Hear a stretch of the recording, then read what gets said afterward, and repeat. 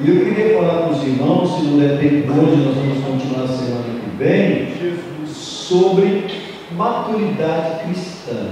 Amém. Abra aí, por gentileza, 2 de Pedro, capítulo de número 3. Graças a Deus.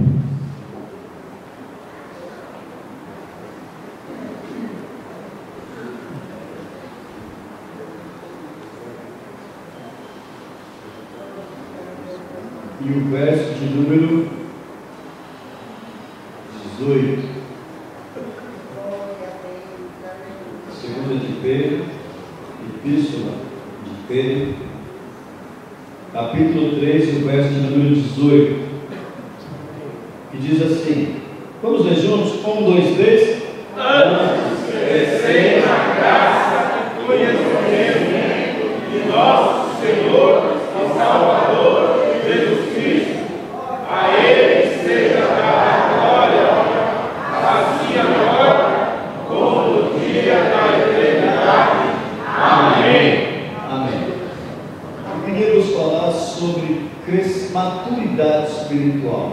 Graças a Deus.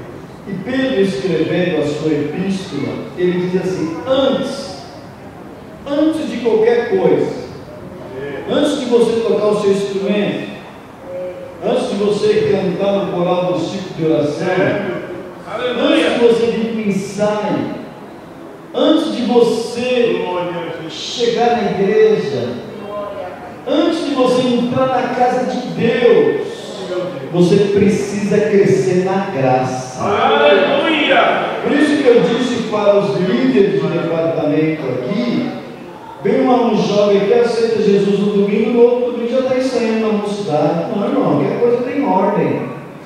Precisa conhecer o que realmente quer da vida. Ele precisa ser liberto. Ele precisa crescer em graça. E o crescimento espiritual, meus amados, é o processo pelo qual o crente se torna semelhante a Jesus. Aleluia! Deus deseja que todos se salvem e conheçam a verdade, e que seus filhos cresçam e atinjam maturidade. Aleluia!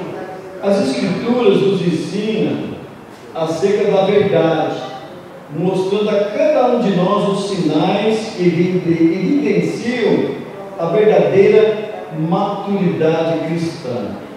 À medida que o crente cresce na fé em Cristo, o amor de cada um aumenta, a fim de que nós tornemos mais parecido com Jesus. Aleluia! Posso ouvir um amém? Amém! Será que você se parece com Jesus? Será que alguém olha para você e vê você como uma mulher de Deus? Eu me preocupo com isso. Eu quero que as pessoas vejam Cristo em mim. Aleluia! E, se possível, Marisa, que sinta o cheiro de Cristo em mim. Aleluia! Como diz o pastor Elias, caminhando aqui na nossa escola dominical, Jesus é tão cheiroso, né? Jesus é bom e cheiroso. E nós temos que ter o cheiro de Cristo, não cheiro que se contamina em balada, por lugares obscuros. E a Bíblia nos ensina que cada vez que nós crescemos no conhecimento da verdade, evidenciam a verdadeira maturidade cristã. Meus amados, à medida que o crente cresce na fé em Cristo, o amor de cada um aumenta, e Deus tem prazer que os seus filhos cresçam em graça e em conhecimento. Amém! Abra sua Bíblia, por gentileza, em 2 Tessalonicenses, o verso 1. 1 Tessalonicenses, capítulo 1, verso 3. 2 Tessalonicenses 1, 3. Segundo. Sempre devemos, irmãos, dar graças a Deus por vós, como é justo, porque a vossa fé cresce muitíssimo. Aleluia. E o amor de cada um de vós aumenta um para com os outros. Amém. Para isso, nós temos que dar graças a Deus por vós. Não é justo. Porque eu dando graças a Deus, eu tenho fé que as coisas acontecem porque Deus faz acontecer. E isso faz a fé crescer, meus Graças amados. a Deus.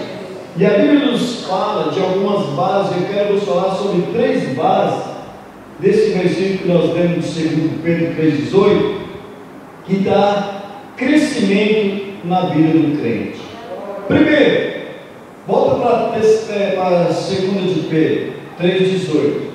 O que a Bíblia nos ensina? Primeiro, que nós devemos crescer em graça. Nós precisamos crescer em graça. A graça de Deus, meus amados, é o seu grande amor que não merecemos, que nos faz ser o que somos. Você sabe a diferença de graça e misericórdia?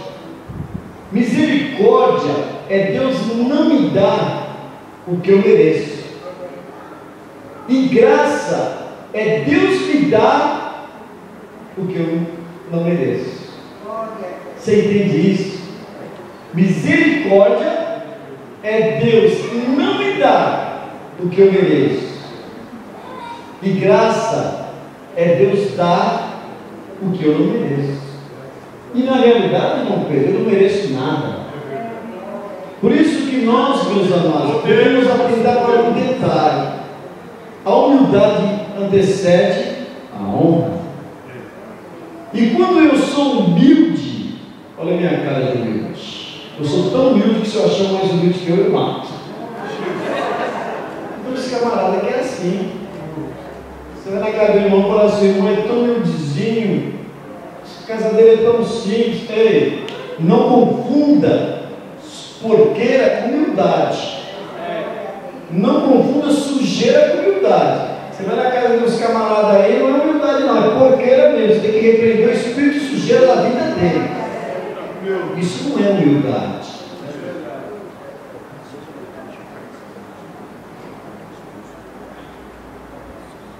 A humildade, meus amados, ela é um ato que brota quando Cristo aparece em nossas vidas. Então vamos deixar que Jesus apareça, que as pessoas vejam Cristo em nós. E a graça que Deus, para com o seu grande amor, tem para com cada um de nós não merecemos nada, mas é o que faz ser o que nós somos. E se não somos nada, melhor ainda, Ele é tudo em nossas vidas. Paulo diz que a graça é pedagógica. Quando nós lemos o livro de Tito, se você puder abrir, no capítulo de número 2, o verso de número 11, diz assim, olha o verso 11: porque a graça de Deus se há manifestado, trazendo salvação aos homens. É pela graça que você está aqui. Olha o 12: ensinando-nos que, renunciando a impiedade e as concupiscências mundanas, vivamos neste presente século sóbria e justa e piamente. Aleluia. Eu acho bonito quando ele diz assim: renunciando a impiedade e as concupiscências humanas. Nós somos inclinados à concupiscência. E o que é a concupiscência? É o desejo desenfreado. Tem gente que não tem controle, irmãos. E o diabo, Cleber, está trabalhando na mente das pessoas descontroladas. Eu estava vindo para cá e minha esposa contou que viu um noticiário que um casal discutindo num apartamento e o marido abraçou a criança e se atirou. Isso foi hoje, no 13º andar. Isso é desequilíbrio emocional. O desejo desenfreado das coisas do mundo vai tomando o amor, a graça, a presença de Deus. E as pessoas se encontram com nervo à flor da pele. E nós, meus queridos, como temos a mente de Cristo, Nós somos diferentes. Aleluia. Você foi escolhido para fazer a diferença.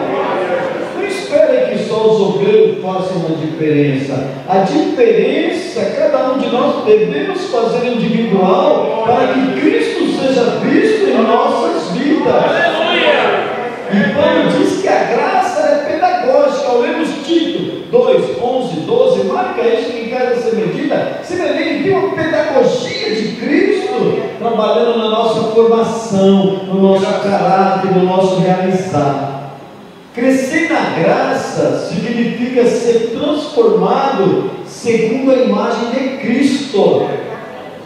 Não a imagem de Cristo na parede, mas a imagem de Cristo em mim. E nós vimos isso em 2 Coríntios 3 e 18. A Bíblia nos ensina que, ao lermos 2 Coríntios 3 e 18, que nós, quando crescemos na graça, estamos mostrando que somos transformados e Cristo Jesus reina em nossas vidas.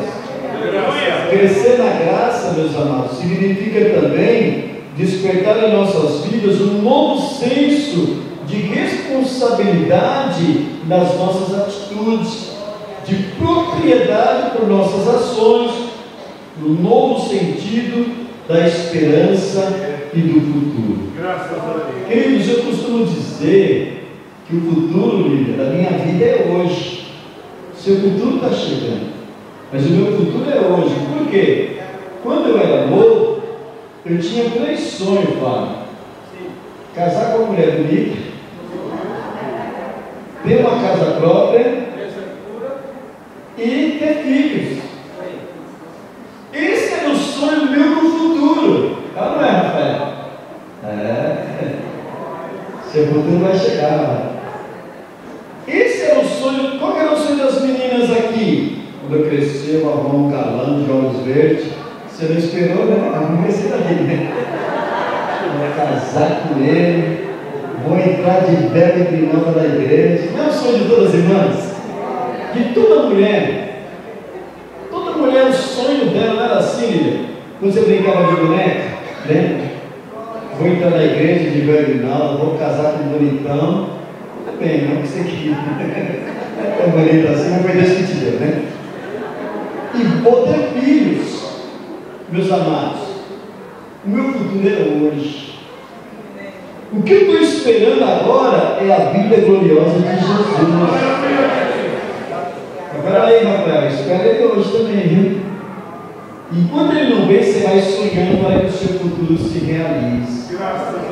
Então, meus amados, nós temos que entender que crescer na graça é ter esperança para o futuro. E dia a dia eu estou crescendo na graça, porque eu sei que Jesus virá. Posso ouvir um amém? Amém. Quantos aqui estão aguardando Jesus hoje? Maravilha. Não podemos perder essa esperança. Enquanto Ele não vem, nós vamos nos envolvendo nas coisas de Deus. Meus amados, o que você entende por graça? O que falar de graça é bonito. O que nós entendemos por graça? Eu coloquei aqui uma ilustração, eu vou ler. Preste atenção. Se você não sabe o que é graça. O marido e sua esposa e seu filho de 9 anos de idade chegaram em casa depois de um dia cansativo, mas muito gostoso. Eles passaram o dia torcendo pelo filho em um campeonato entre escolas. Apesar do tropeço no começo do dia, ele e o time lutaram muito e acabaram sendo campeões. O pai chegou em casa com o filho nos braços, ele dormiu no carro durante o trajeto, porque o esporte era muito cansativo. E ele colocou-o na cama. Enquanto a esposa tomava banho, em seguida ele toma o seu banho, então os dois se deitaram. Mas, antes de dormir, comentaram sobre o dia alegre que o filho teve, sobre os sonhos que ele compartilhou durante o intervalo do almoço, lá no campeonato. Com aquela sensação gostosa de dever cumprido, eles deram boa noite e foram dormir. Algumas horas depois, um garoto de 15 anos, viciado em crack e desesperado, invade silenciosamente a casa deles em busca de dinheiro ou algo de valor que ele possa transformar em drogas. Ele acha alguns reais no móvel da sala, mas acaba deixando cair a medalha do filho. E com o barulho da medalha caindo no chão, o filho acorda e vai ver o que estava acontecendo. Assustado, o invasor dispara e acerta o rosto do filho. Os dias que seguem são de expectativa e tristeza no hospital, questionamento e fé no velório e o enterro do garoto. O garoto que atirou foi levado a uma casa de recuperação para menores.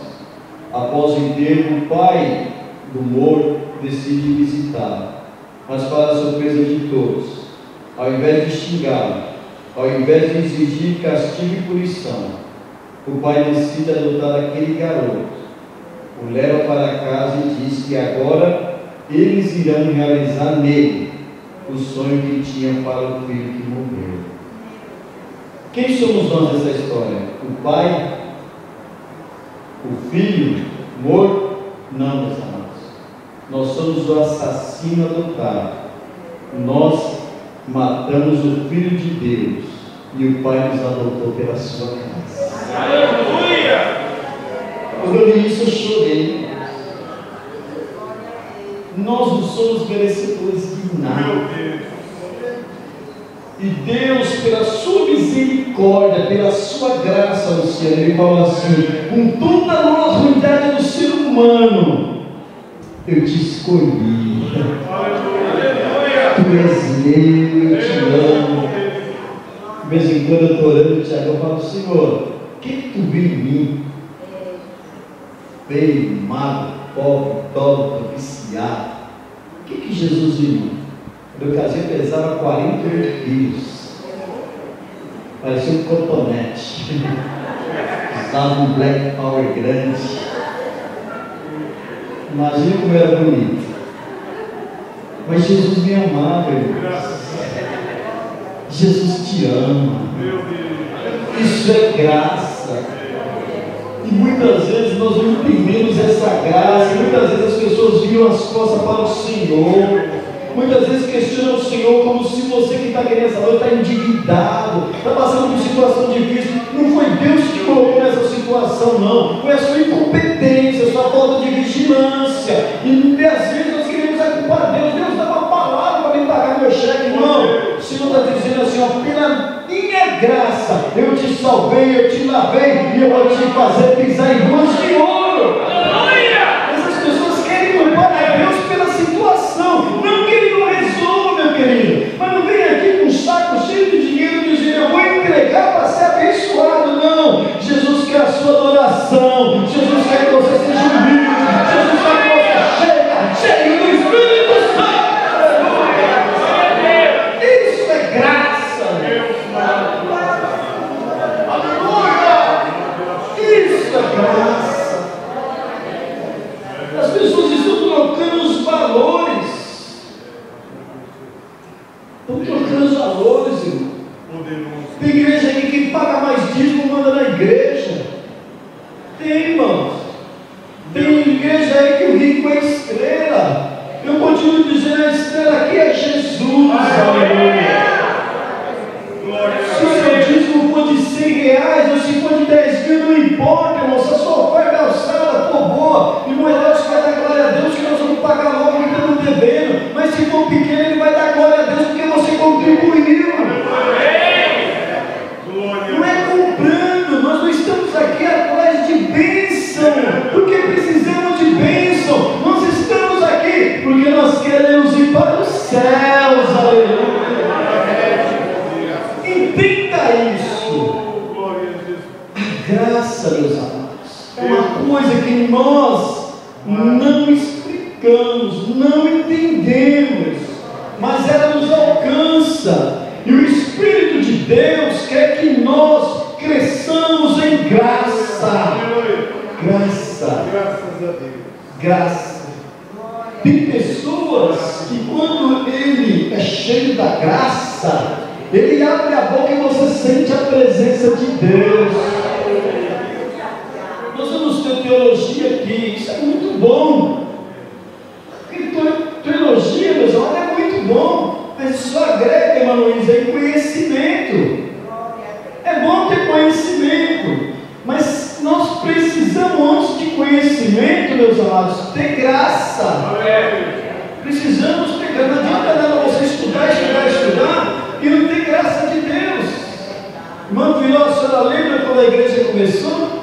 Era todos irmãos analfabetos, era todos irmãos sem conhecimento técnico, era todos irmãos simples, mas eram cheios do poder da autoridade de Deus, porque tinham graça. E você está aqui nessa noite para entender: Deus quer te encher da graça, Deus quer te encher de graça. E uma pessoa cheia de graça, ela faz a diferença, irmão. Eu estou a dizer nessa ilustração aqui, nós, meus amados, temos que entender que se fosse você ou eu falei aqui domingo, mexe com o seu filho para ver o que você faz. A gente toma as dores, nós crucificamos o Filho de Deus, porque eu faço parte da humanidade, você faz. Eu preguei domingo retrasado aqui, quando é que eu nego a Jesus? Tem gente que negou Jesus aqui hoje, irmãos, e está aqui nesta noite. Quando eu entristeço o Espírito Santo de Deus, eu estou negando a Jesus. No entanto, Ele é galardoador, misericórdia e também perdoador. Ele te perdoa, Ele te levanta, porque a graça dEle é sobre a sua vida, aleluia. Graça. Nós precisamos crescer em graça. Posso ouvir um amém? Amém. Nós precisamos crescer em graça. Você precisa da graça de Deus. Eu li um livro, irmãos, que é um dos livros que mais vendeu no mundo. Acho que muitos aqui vão ver. Em Meus Passos, o que faria Jesus? Você leu esse livro? Esse livro você leu, né? Eu recomendo esse livro, irmãos.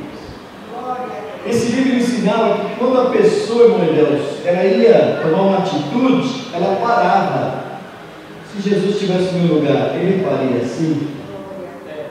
Então, Carlos, ele ensinava em Meus Passos o que faria Jesus. E às vezes eu vou tomar uma atitude hoje, eu penso, será que Jesus agiria assim? E para com o ser humano, que às vezes muitos se acham superior, você acha que Jesus agiria assim? Não, irmãos.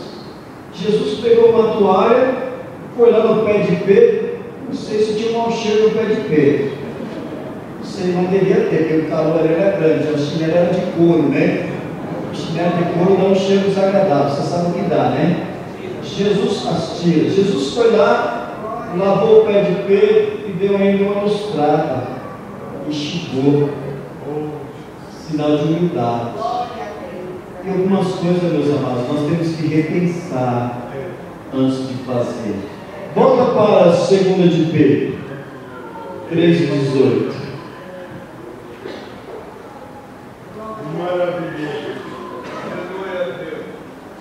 Antes crescer em graça, nós precisamos crescer em graça. Segundo, e Conhecimento de quem? do nosso Senhor e Salvador Jesus Cristo. Crescer em conhecimento. Crescer em conhecimento. Meus amados, nossos filhos, né? Você não pode exigir muito de uma criança. A criança ela vai crescendo, por exemplo, de domingo à noite aqui, Vandete, enquanto a gente não dá oportunidade para as crianças, eles não sossegam, né? E tem umas mães prudentes que aproveitam o barulho das crianças e ficam conversando. Que é toda hora, irmãos, me ajuda aí.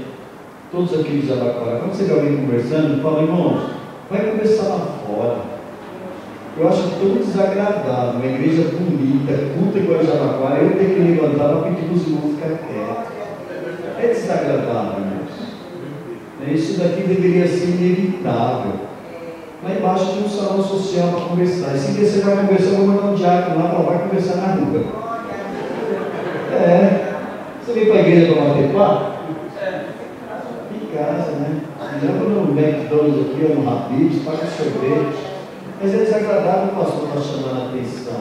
E o detalhe é que daqui a gente sempre sabe quem é. É sempre os mesmos.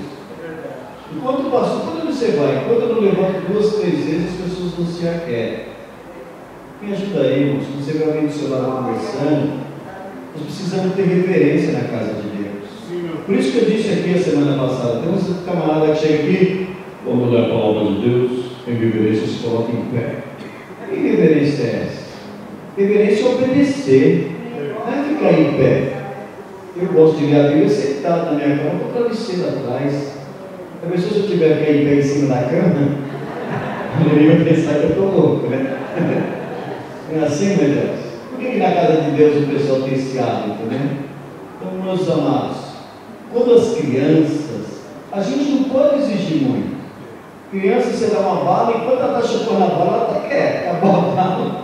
Tem mais aí? Se não tiver, segura. Por isso que o Antônio anda com o caminhão cheio, com a mala cheia de pirulito. O Antônio anda com a mala aqui, que é pirulito, procura uma montanha que ele tem. Criança é assim, meus amados. E a criança, ela vai aprendendo gradativamente. A criança, ela vai aprendendo de acordo com o tempo. E a Bíblia diz que nós devemos crescer em conhecimento. Quando Pedro escreveu isso, ele estava dizendo para os crentes. Tem muito crente que tem algum comportamento infantil. Tem crente que não cresce. Né? Eu disse para os irmãos no início dessa oratória que eu fui procurado por uma pessoa antiga aqui de Jabaquara e me fez uma pergunta a mim, né, quem estava do meu lado e viu, e eu disse para ela: onde você aprendeu isso? Ah, pastor, eu ouvi no rádio, no programa de crente. Eu falei: se você estivesse no culto de doutrina, você saberia responder. Então, meus queridos, nós precisamos crescer, nós precisamos ter rejeição das coisas infantis. E tem algumas infantilidades no meio dos crentes, e estudando Deus tempo, eu quero compartilhar convosco. No livro de 1 Coríntios, capítulo 13, o verso de número 11, Paulo, quando escrevia aos Coríntios, abre aí, eu vou esperar você abrir para você acompanhar comigo. Paulo estava escrevendo isso, Lídia, não era para as crianças da igreja de Coríntios, é para os velhos, é para os adultos. Olha o que ele dizia, olha, todos acharam? Quando eu era menino, falava como menino, sentia como menino, pensava como menino. Quando eu cheguei a ser homem, desisti das coisas próprias de menino. O que Paulo está ensinando aqui? Que o tempo de infantilidade passou. E às vezes, meus amados, por falta de conhecimento bíblico, ou melhor, a falta de conhecimento bíblico, atrofia o conhecimento espiritual. Pois o povo de Deus, segundo escreveu Oséias, no capítulo 4, verso de número 6, o meu povo erra por não conhecer as Escrituras. O meu povo erra por não conhecer as Escrituras. Ou seja, a falta de conhecimento bíblico, ela atrofia a vida espiritual das pessoas. Você precisa conhecer. Né? Eu sempre digo aqui, meus amados, que a boca da alma é o... É onde? Ouvido. A fé vem pelo ouvido. Eu ouço, eu cresço, estou alimentando minha alma. Por isso que eu digo que quem só vem de domingo não alimenta, dá um lanche para a alma. Porque em 45 minutos não dá para você comer e andar a semana toda. E o pior é que não leem a palavra de Deus. Você que está aqui, faz quanto tempo que você não lê a Bíblia? Você tem que ler a Bíblia. Nem que seja um capítulo por dia. Eu vou dizer de novo aqui. Pais, mães, chega em casa, bote uma regra. A partir de hoje nós vamos ler um salmo por dia. Hoje, Salmo 1. Bem-aventurado o varão que não se detém no caminho dos pecadores, nem se assenta na roda dos escarnecedores. Está vendo aqui, filho? Antes tem o seu prazer na lei do Senhor, e na lei do Senhor medita de dia e de noite. Você está meditando nem de dia, como muito menos de noite. Será como a árvore plantada junto ao ribeiro, cujas folhagens nunca caem. Irmãos, o salmo é riquíssimo. Leia hoje o Salmo 1, amanhã o Salmo 2, depois o Salmo. Em 150 dias a sua família vai crescer, você vai crescer e o nome do Senhor vai ser glorificado. Crescer em conhecimento. Por não desenvolver o crescimento espiritual, o comportamento se torna como de uma criança. Como de uma criança. Tem umas pessoas que têm 40 anos de idade e parecem crianção. Você conhece gente assim? Tem pessoas que não têm maturidade, irmãos. Ou seja, a Bíblia diz que por não desenvolver o conhecimento espiritual, o comportamento se torna como de uma criança. Volta para o primeiro livro de Coríntios. Deixa aberto aí em Coríntios. Olha que coisa bonita que Paulo nos ensina no capítulo 14. Eu vou esperar você abrir. 14. O verso número 20. 14, 20. Olha o que diz aí. Irmãos, não sejais meninos no entendimento. Meninos no entendimento. Bom, Davi, ele estava falando com o crente. Irmãos, não sejais meninos no entendimento, mas sede meninos na e adultos no entendimento. Que coisa linda. Nós precisamos crescer. Olha, 13, bota o capítulo 13. Olha o verso 11. O que ele diz? Nós já lemos. Quando eu era menino, falava como menino, sentia como menino, discorria como menino, mas logo que cheguei a ser homem, acabei com as coisas de menino. Acabei com as coisas de menino. Eu louvo a Deus que aqui em Jabaquara não tem reteté e gamefly. Você sabe o que é reteté? Você sabe, né? O gamefly é aquele que fica sobre o velho, igual um aviãozinho, para lá e para cá, não decola nem embaixo. Aqui não tem essas meninas. Eu louvo a Deus que os irmãos aqui são vacinados. Agora, se você anda muito em igrejas por aí, irmãos, eu fui numa vigília uma vez, irmão Jair. O senhor gostou do Remifly? Novidade, irmão Jair. Eu fui numa igreja uma vez, irmão Jair, que era tanto reteté, que na hora do Remifly meu irmão saiu com um banco na cabeça. Eu falei, que é isso, irmão? É poder de Deus. Domingo tinha um irmão ali, ó. Jesus é bom! Acho que até o prédio ouviu. Vocês perceberam que ele me falou até a hora que eu levantei e falei, irmão, está fogo puro? Acabou o fogo, irmão. Meus queridos, nós precisamos ter maturidade. Nós temos que ter sabedoria. Se então o doutor da lei aqui vai pensar que nós somos biruta. A pessoa sentar numa vigília e o cara correndo com um banco desse aqui, que pega quantos mil aqui? Uns 30 aqui. Mais, né? Imagina se cair poder de Deus aqui, cada um pegar um banco desse na cabeça. Vocês concordam que é meninice, irmão? E vocês vão em igreja por aí que a gente tem autorizado às vezes, irmãos, da infantilidade. Eu fui orar no monte uma vez para nunca mais ir no monte. Se vocês quiserem ir, cuidado, me dá frieza no pulmão, viu? É melhor lá em casa do que no monte. Eu sou pastor de oração, gosto de fogo, gosto de mistério, mas não gosto de monte não, viu? Vocês nunca vão me ver no monte não. Não. Esse negócio que monte pega fogo, eu fui lá, irmãos, não pegou fogo coisa nenhuma. Mas eu não quero falar do monte, eu quero dizer para os irmãos o seguinte. Se você buscar Deus aqui de coração, a glória se manifesta aqui. Eu fui batizar com o Espírito Santo numa vigília na igreja séria. Não precisei subir ao monte.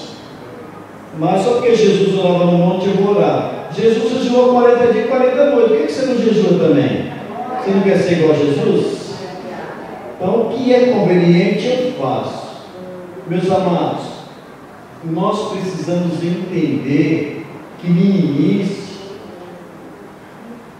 tem tempo em nossas vidas. Meninice não pode ser a vida toda. Às vezes, alguns irmãos se andando no meio da igreja, nós temos que entender, será que Deus está naquilo? Eu até falei com o irmão Divino uma vez, cuidado com esses povos estranhos, você lembra, né? Tem algumas coisas que é pouco estranho, irmãos. E vou lhe dizer, nós temos discernimento de Deus para entender. Domingo nós estamos explicando sobre o período das profecias, que é mais profetadas do que profecia. Tem que ter profecia na igreja, mas aí daquele que fala quando não é Deus que está falando. Né? E às vezes nós vamos na igreja aí, será que todo crente é louco? Não, irmãos, é meninice. E a Bíblia diz na Epístola de Hebreus, o autor aos Hebreus, ele aponta a meninice espiritual como um dos motivos de aflições que os crentes originais enfrentam. Você sabia que todo crente que tem meninice espiritual, como um dos motivos é a aflição? Eu disse para os irmãos que eu estava dirigindo um culto lá na Vila Paulina, irmão. Chegou um rapaz lá e ele é do mistério, se entortava todinho. E ele tortou para cá, entortou para lá, e ele entregou chave para todo mundo, receba aí, aquele mistério todo. Quando acabou o culto, ele ficou por ali. Ele foi até e falou: pastor, será que o senhor podia arrumar 30 reais para me comprar um gás? Agora você pegou tanta bênção aí para o povo. Então as pessoas não vivem aquilo que estão pregando. Então você precisa tomar cuidado. Eu vou dar um exemplo bem banal aqui, presta bem atenção. A maioria das placas que você... Olha a partir de hoje isso que eu vou lhe dizer. Você estiver andando na rua, ler-se mão, joga-se carga, faz despacho. Você só vê com essas placas em cortiço. Observe. A pessoa resolve a vida financeira de todo mundo e não resolve a dela. Onde observar isso? E chega aqui no público, quer dar carro novo para todo mundo, casa, quer dar vitória para todo mundo, tem a vida desconcertada, porque é menino na fé, e você é adulto, você já cresceu, você não pode se deixar contaminar com esse tipo de doutrina. Abra aí, por exemplo, por gentileza, Hebreus. Abra aí, Hebreus, capítulo de número 5. Hebreus 5. Deus maravilhoso. Verso de número 11. Quem achou ler, por gentileza? Do qual muito temos que dizer, de difícil interpretação, porquanto vós dissestes negligentes para ouvir. Não, pode ir adiante, até o 14. Porque, devendo já ser mestres pelo tempo, ainda necessitais que de vós torne a ensinar quais sejam os primeiros rudimentos das palavras de Deus. E vós sabeis feito tais que necessitais de leite, e não de sólido mantimento. Porque qualquer que ainda se alimenta de leite não está experimentado na palavra da justiça, porque é menino. Amém? Amém. Marque isso na sua Bíblia. 14, vamos 14 lá. Mas o mantimento sólido é para os perfeitos, os quais, em razão do costume, têm os sentidos exercitados para discernir tanto o bem como o mal. Só discerne o bem ou o mal o adulto. Maravilha, meu. O alimento sólido é para adulto. Criança se alimenta de leite. Criança se alimenta de coisas fracas. Criança não consegue entender esta palavra que você está ouvindo nesta noite. E o Espírito Santo de Deus quer que nós cresçamos em graça, em entendimento, para que nós tenhamos maturidade. Meus amados, o menino espiritualmente falando, eles são carregados por todo o vento de doutrina. Por isso que eu disse na pessoa que me procurou, a dúvida surgiu no coração, falta maturidade. Por quê? São carregados por todos os ventos de doutrina, isso é bíblico. Se você ler Efésios, capítulo 4, e o verso de número 14, diz assim, para que não sejamos mais meninos inconstantes, levados em roda por todo o vento de doutrina. Então, meus queridos, nós temos que tomar cuidado, essas congregações neopentecostais, que não têm compromisso com a palavra, que pregam o céu como se o céu fosse aqui. Pode observar, cuidado, querido. Você olha esses programas radiofônicos, televisivos, eles não pregam contra o pecado, eles não pregam contra a idolatria, ele prega como prosperidade. E tem gente se contaminando com isso, deixando-se levar por qualquer vento de doutrina, e esquece da base. A base é Cristo, nós não estamos no céu. Aleluia! O menino espiritualmente falando não pode suportar o alimento sólido, igual o Fábio leu aqui. Por quê? Porque eles são superficiais. Se você voltar para 1 de Coríntios capítulo 3 e o verso de número 2, nós vamos ver que está escrito assim, olha, com leite vos criei. Deixa eu fazer uma pergunta aqui, de todos os adultos que estão aqui, tem alguém aqui que ainda usa mamadeira para dormir?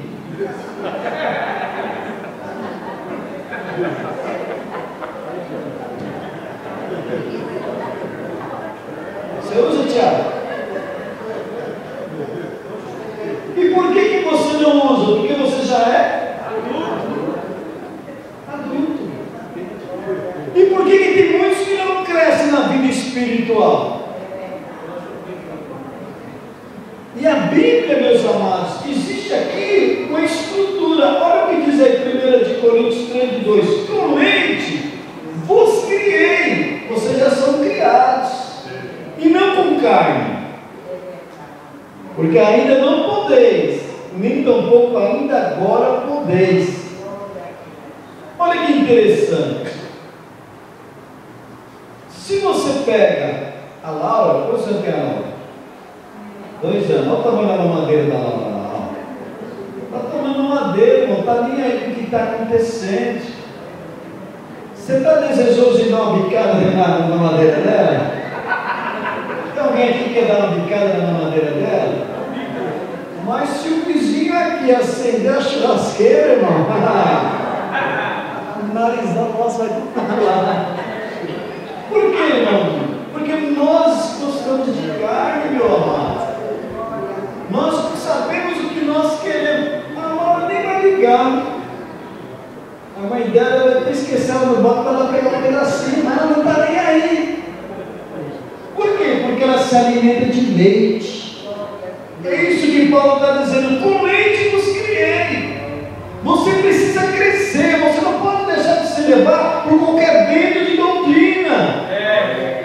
Uma outra, meus amados irmãos, um menino espiritualmente falando, uma outra coisa que eu vejo, ele vive em ciúme e contenda. Você quer ver um exemplo?